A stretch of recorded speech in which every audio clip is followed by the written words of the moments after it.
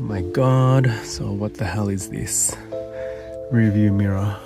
So this seems to be a common issue with the Nissan Silvia S15 or 200SX, where the rear view mirror starts delaminating and it looks really gross. Now you want to do this very carefully and follow each of these steps appropriately, otherwise you'll end up with a mirror that doesn't stick, like you'll see here, and this is not what you want. Whoopsies! But I have a solution that will allow you to upgrade the look and also the functionality by using and doing something a little bit unconventional, and it's cross-brand retrofit of an Audi frameless auto-dimming rearview mirror. Now, because these mount directly onto the glass and not screwed into the body at all, you need to prepare the window appropriately, and that means tracing the bracket out onto the glass with some tape, and then you need to prepare appropriately. Alright, so now the next step is this two-part glue.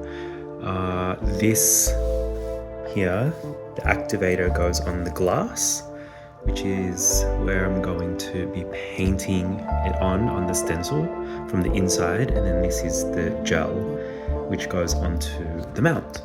So I'm gonna do that. I probably won't be able to film it because I've got to concentrate, but again, that goes on the glass, so you paint that on. It's got like a little paintbrush tip inside, like when you get touch-up paint, and you dab a little bit of that on this bracket here, and then you hold it on there for a few seconds and then let it fix. So I've applied the activator, which is quite runny, and the gel on the bracket, and now I'm just holding it on for a little bit. It was sliding around for the first few seconds, but now it's pretty much stuck and I can't really move it anymore. I don't want to force it, but it does take a few seconds before then I guess it all activates and then starts to really adhere. But now it seems pretty stuck, so I just gotta wait. It's been a couple of days and I've left the glue to dry on the bracket and the windscreen, and now I'm going to try and mount this onto the windscreen itself. But because I haven't prepared this appropriately, look and see what happens. So the way these mount is that the claws go onto the bracket and then you just twist it on clockwise and it should then be on there nice and secure. But because I haven't mounted this properly, look what happens.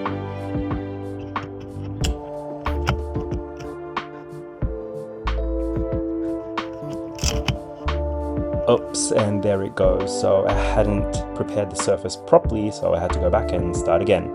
So I created another stencil with that blue tape and just traced the outline of that bracket onto the mirror. The next step is carefully cutting out that shape so that you can add the primer. And so I just used a scalpel here, but you know, a Stanley knife or a razor blade will do. And this is the stuff here. It's a 3M product. And you kind of shake it and there's like a little ball inside, kind of like a rattle can, 08682. And yeah, it just helps with sort of bonding those things to the glass. Where the glass is too fine, I guess this kind of prepares a surface so that the glue has something really sufficient to stick on. And yeah, you just apply it with I've applied it with the cotton tip, and you just want that black coverage there. So you can hear that rattling away, and inside it's this like black liquid stuff. So I've got that black stuff on the glass now, and I'm waiting for it to cure before adding the two-part epoxy to that, and that should help the glass stay, and when I'm mounting it, it won't come off. So just gonna wait for that to cure off. So I'm just gonna peel off the tape slowly. Hopefully I'll get just the outline of the shape that I want for the mounting of the mirror base. Alright, so last little bit. Now, if you've ever painted a house and you're taking the tape off, this is what it feels like. You don't want to like rip the whole thingy off where the paint lifts. So far it's turned out pretty good, and then I just need to neaten up some of the edges there. It doesn't actually take too long for this primer to cure, so about 10 minutes later you're ready to then add the the liquidy part of the 2-part epoxy to the black primer, and then you add the gel to the bracket itself, and then you bond it together, and then it doesn't take long for it to cure like before. And you can see that this time the bond is much stronger, and I can actually mount the mirror and twist it on, and it holds. Now, I didn't capture it clicking on because I needed to use 2 hands, but you can see in this next clip that it is securely on there and it's fully engaged. And now that that's mounted onto the wiring. So to wire up the frameless mirror and the auto dimming, I'm going to get power from the sunroof motor here because there's an ignition live that feeds that, which is super handy. But if you don't have the sunroof, then you're going to have to find your own feed or create your own feed from the fuse box or something. But that is the interior light there. You don't want to be using the interior light wiring plug, which is this little one, because that is always live. You don't want that on to the mirror all the time because it'll probably drain your battery. So create your ignition live. So what I'm doing here is I flip the sunroof motor upside down. You want to take the covers off. There's about 5 screws to take it off. So there's 1, 2, 3, 4 screws. So the 4th screw is here, but it's coming in from the other side there. Remove that. Then you're here at the PCB, and this is where I'm going to be soldering in the power or the ignition live. So this, it's kind of difficult to get to, so this is the easiest place that I can get to it. There is a power and ground here, and there's a thick, you can see there's a thick wire in there that is sheathed with a black cover like this one. So the red one that's in there is the ignition live, and there's another one in there which is blue, and blue is the ground. And you can kind of see, right, you can see that the ground goes all the way back into the roof, and it's grounded over here somewhere by a bolt. I'm not going to ground there, I'm going to ground somewhere else. So I've already created a ring, an eyelet with the ground wire from the mirror. So what I'm going to do is wire up the ignition live feed for the automatic dimming to here. Just going to solder it on nice and easily, and then that cover can go back on. It'll look nice and neat. And then the ground that I've got, it's kind of hidden, it's back here, but I'm going to ground that to one of the fastening bolts that bolt the sunroof motor to the ceiling. And then that's pretty much it. That's all you need to use to get the auto dimming working. But to actually do it properly, you also want to have a reverse trigger. So this is what this other wire here is for. This is going to go to the reverse light switch, and that is going to help ensure that the dimming doesn't function when you're reversing. You don't want that to happen. You want to be able to see out of your rear view mirror when you're reversing. So having that reverse trigger will just ensure it doesn't dim at that point. Power is that pin there, or ignition live, sorry, is that one. So I'm just going to solder straight into that. Cool, so you can see that's been soldered on there now.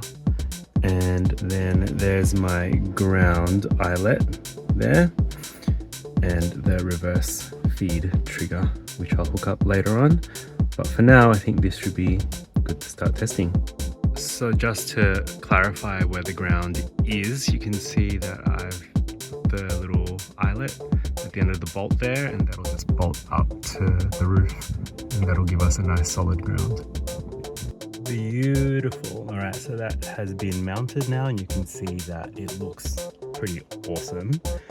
And I had to twist the mirror so it was upside down, so that when you pull the visors, there's clearance around it. So that works really well now. There's no interference, and I'm going to show you the dimming feature. Just let me get a torch. And you can see, hold on, I just have to get this focusing nicely on the glass and not the background. It'll want to keep refocusing to background, which is really annoying, but you can see that frameless look is pretty awesome.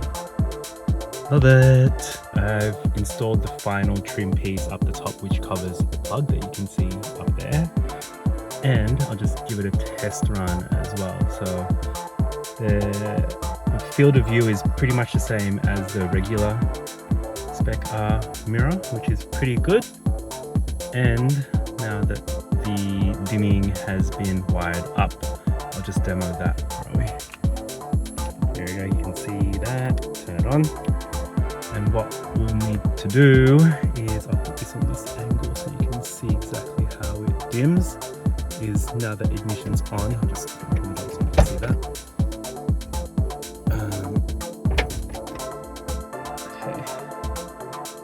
So it has to detect the light coming in from where I am, and if it's dark at the back, it'll dim for you. So you can see that dimming action there now that I've covered the sensor on the rear of the mirror.